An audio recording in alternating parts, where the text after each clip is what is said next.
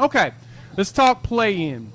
We've got a jam-packed set of players that teams that could potentially be put into this. So right now the play-ins are kind of set, and the last one that we are waiting to hear from is the Lakers and the Portland Trailblazers.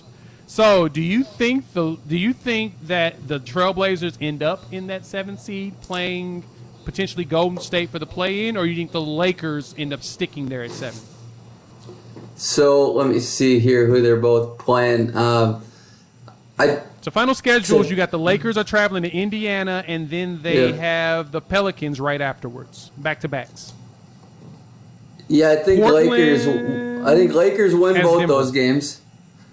Mm-hmm. And then Portland has Denver.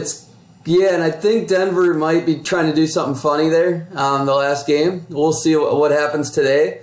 But they might try to mess around and figure out a way to play Portland versus LA. If they beat Portland, they will play Portland in the potential play-in after the play-in tourney. If they lose, they're guaranteed to play Dallas in the first round. Which one do you think Denver would prefer?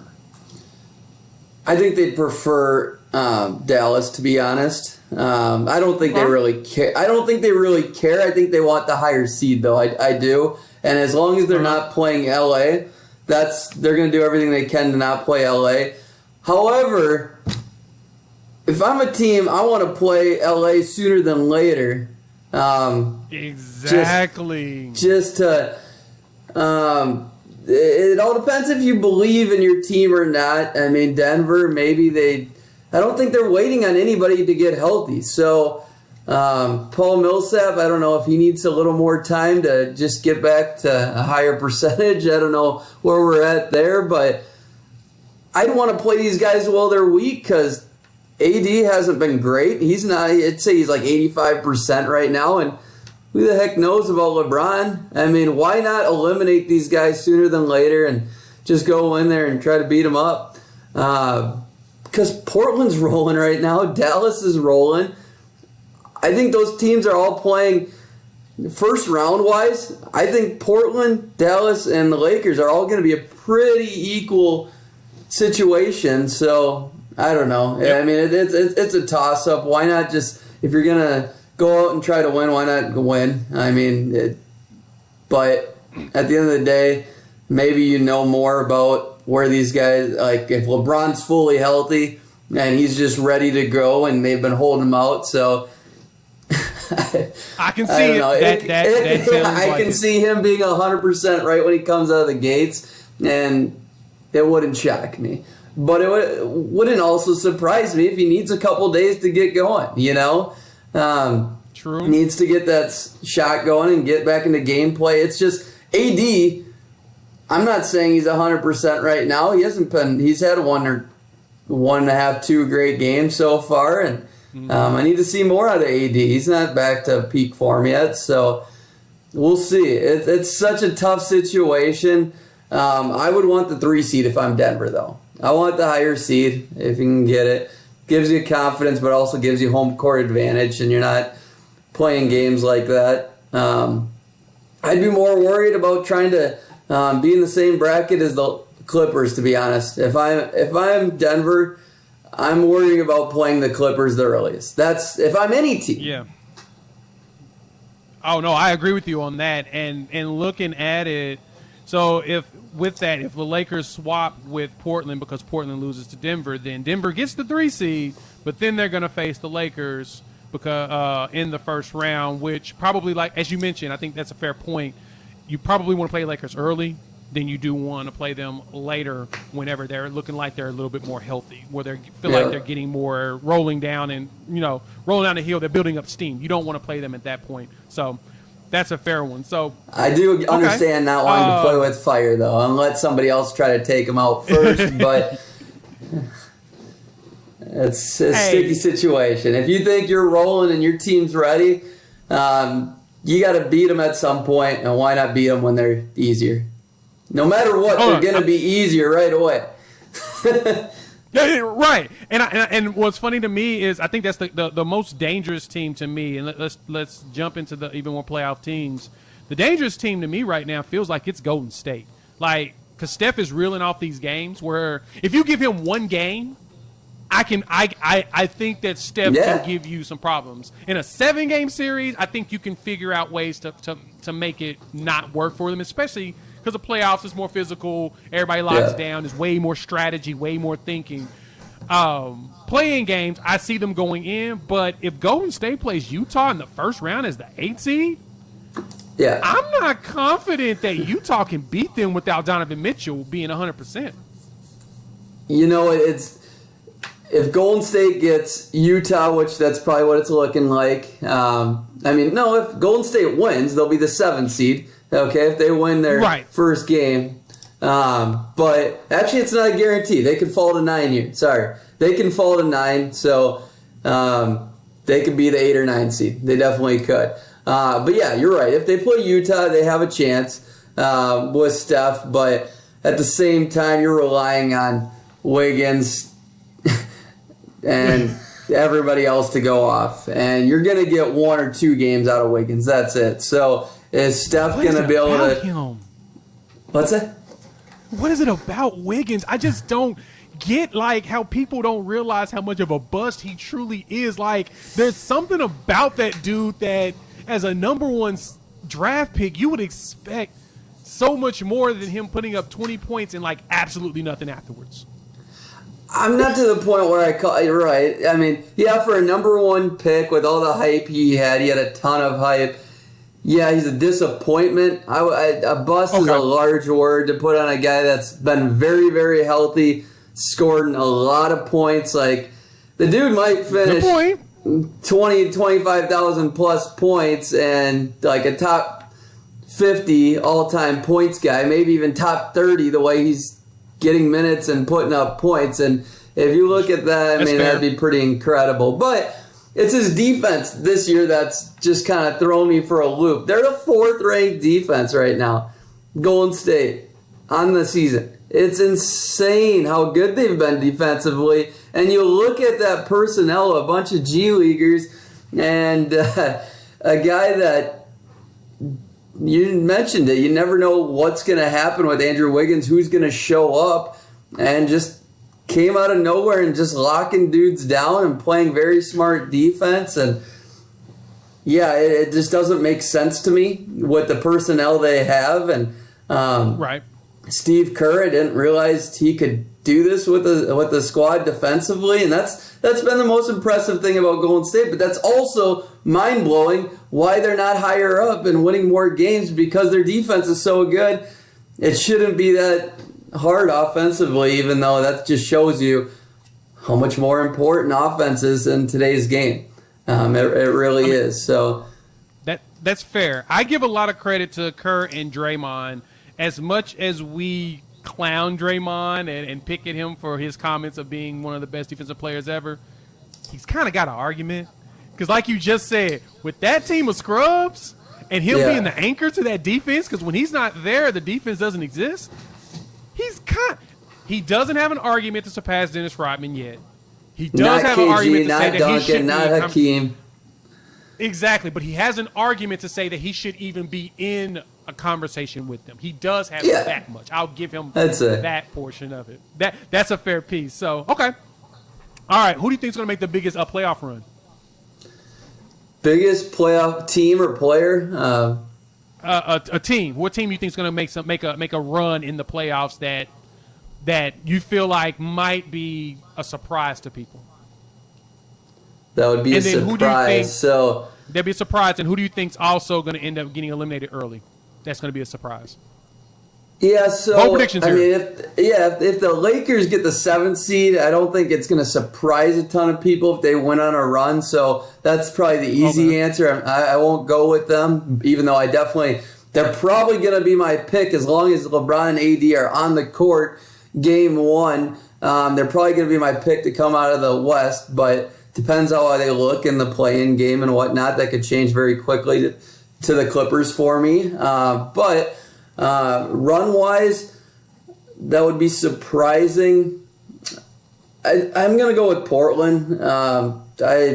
I'm a sucker for Portland, and I've been like, I just don't think. I think the only teams you could say here for a surprise is the 5 through 8 seeds in the West, because I think 1 through 4, if they won a couple rounds or a round or two, it's not going to surprise a ton of people just how good they've been all year and what Denver did last year. So it comes down to Dallas, Portland, and whoever gets the 7-8 seeds. And then, like I said, the Lakers don't seem like they'd be that big of a surprise for anyone. So I'm going with Portland over Dallas, just because Dame and CJ are just getting better and better. They're 8-2 in their last few games.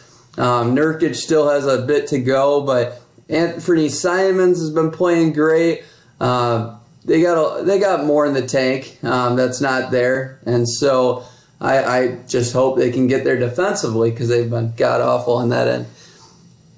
As I'm for with the you East, on that. What do you think for I'm the with you on West? that. What got any teams that you think that? I just don't think Dallas has enough in them. No, you're right. I'm with you on that, and you make a valid point that 1 through 3 shouldn't feel like a surprise, but I think the West is the toughest one because honestly, 1 through 3 might be the surprise. You know what I'm saying? Like they're ranked high, and it's a different year because of all the injuries and teams falling that you didn't expect to fall, like the Lakers, Golden State, things of that nature. Even Denver. I thought Denver was going to be higher. I thought they were going to be probably a 2 or 1 seed. Going into this year, I felt like they had the momentum and the youth to keep the engine going, but then, of course, they started slow, the injuries hit, and they're at this roller coaster, even though Jokic is playing MVP ball. I think the team that's going to make the run that's going to probably surprise us, like you said, the easy answer is the Lakers. I'm not going to pick them either because that is easy, but I think Phoenix might actually get close. I think Phoenix might make the Western Conference Finals if the Lakers are not on their side. If the Lakers end up on their side, I don't see Phoenix going anywhere. Phoenix would only surprise me, honestly, if they made the finals. It wouldn't surprise me if they win a couple rounds, one and two. But it would shock me, honestly. It would shock me if they beat the Lakers and the Clippers back to back. It would. I'd be absolutely shocked if they did that. Zach, though, think about it. Chris Paul's never made it to a Western Conference Finals game. Ever. Yeah. No. That's what my surprise is. Chris Paul did in Houston. Did they go in Houston 2 years ago? Okay, so that was his first time. That was his only time. Yeah. Okay. One and only. The Clippers haven't made it ever. One and only, exactly. So correct. That also Clippers still adds to it. He's only been one time. He's only been one. Right. No, it's a thing for sure. It's a thing. It's a thing. It's the first time these guys are playing in the playoffs. That's the biggest thing that, like, if they lose in the first round, not going to shock me either. It's right. Teams like Utah and Phoenix, I mean, they have a lot to prove for me. I mean, it's not just a guarantee like years past 1 through 3 seeds. And I think this could be the craziest year in NBA history for a long time since, like, the Knicks went on a run to the finals in 99 or whatever. Yeah, and Houston did, exactly. What was that, 93, 94 championships. Yeah, exactly. They were the 94, 95, they were the 6th seed, and he won the championship. I think that's the lowest seed to ever win it. So, yeah, no, you're right. This is going to be the weird one. East Conference, you got to give me somebody that you think is going to make a surprise because they've got a setup that's full of surprises, in my opinion. To be honest, it's a Miami Heat for me. I mean, can they get enough out of the guys like Kendrick Nunn, Goran Dragic, Duncan Robinson, Tyler Hero? It's those guys because Jimmy and Bam are going to be ready to go. They're going to give it everything they got, and I mean, it's just, are the rest of the guys going to be good enough again? I'd be shocked if they don't win round 1 against Atlanta as of right now, or whoever, if it's the Knicks as well. I'd be absolutely shocked if they lost that. And then you go to the second round. As long as if they were to get Milwaukee, I probably would pick Miami right now. I just might. It all depends on which Miami team shows up in the first round. But as for Philly would be the team that I could see get upset in the second round. I just don't see Brooklyn losing as long as they got all three guys on the court. So it's going to depend if who's out, and I mean, as long as those guys are playing, they literally only need to be at 80% for me to say they're going to win this thing. Brooklyn, that's how good I think they are, and I believe in them. But Philly, I mean, just think the rest can go cold. Embiid's going to get his, and I think the rest. I still need to see more out of Philly and Milwaukee. I really do. I've been a big Milwaukee. I don't know. I don't want to say hater because I'm definitely higher on them the most. I still am, but I'm just in question. I mean, you're rightfully so in question because they disappointed us the last 2 years. Like the MVP has not been able to get past the second or the conference finals. We've seen the disappointment. But so you're right. You're right. You're quality. The dude's 26 years old. Okay. right. That's the one thing I have to remind myself every time I think of Giannis. He's only 26. He deserves to go through these trials and tribulations, and he deserves for us to let him have that and let it happen. As long as he's losing to one of these top teams and he's not losing in like the first round to one of these other teams, like, I'm okay with it as long as he's fighting, and the games are close. Yeah. But if you get blown out and you go up 2-0 and then you don't have too many close games after that, like last year, I mean, yes, he's definitely underachieved a little bit, but just because you're the 1 seed, no, it's all about context. As long as you're losing to one of these other great teams and you're still keeping your team close, I don't know, man. I mean, I'm not going to be disappointed till he's like 28, 29. He's still moving forward, and he's making it to the conference finals, and that's what matters. I mean, but if he doesn't lose, if he loses to anybody outside of Philly and Brooklyn, it's a failure for sure. For sure. I agree, and the way Miami played them last year, they were just built to be perfect. I felt like the only team that Milwaukee was going to lose to last year was Miami. And I felt like the only team that Miami was going to actually lose to was probably going to be like Boston at the time, and it didn't end up that way, but it's perfect. For me on the East, I do think that Milwaukee's going to go to the Eastern Conference Finals. This is my caveat. This is my reason why. I made a bet with my buddy that Brooklyn gets eliminated second round. This is why. I have no clue who's going to be there. I have no clue who's going to be healthy. And because this is their first year with a coach that I don't think is going to be able to adjust properly in the playoffs, you can't go in the playoffs thinking you can just outscore everybody and you're going to win. It don't work that way. People clamp down. They get prepared. They adjust. The only thing that hurts Milwaukee to me is I think that coaching is the reason why they'll end up losing.